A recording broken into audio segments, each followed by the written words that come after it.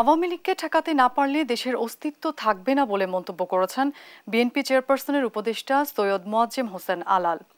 আওয়ামী লীগ জোর করে ক্ষমতায় থাকতে গিয়ে দেশের সবাইকে দুর্নীতিবাজ বানানোর চেষ্টা করছে বলে অভিযোগ করেছেন নাগরিক ঐক্যের সভাপতি মাহমুদুর রহমান মান্না।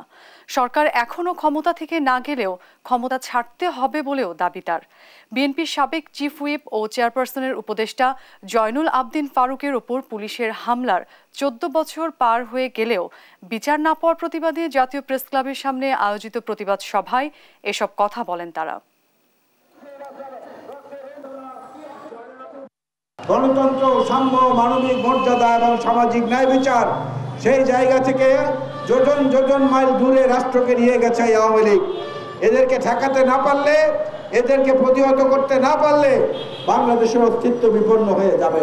ভারতের সঙ্গে বৈরী সম্পর্ক আমরা কেউই চাই না, কিন্তু আমাদের নিজেদের স্বার্থ বিকিয়ে দিয়ে ভারতের ঋণ আজীবন বলে শোধ করতে হবে এই নীতিতেও বাংলাদেশের মানুষ বিশ্বাস করে না। আর যে কোনো প্রকারে ক্ষমতা যদি রাখতে হয় তাহলে পুলিশ লাগবে, তাহলে সেনাবাহিনী লাগবে, তাহলে জনগণের উপরে যারা অত্যাচার নির্যাতন করে, যাদের আইনিভাবে অত্যাচার নির্যাতন কিংবা অবিচার সুবিচার কুবিচার করবার ক্ষমতা আছে, তাদেরকে হাত করতে হবে।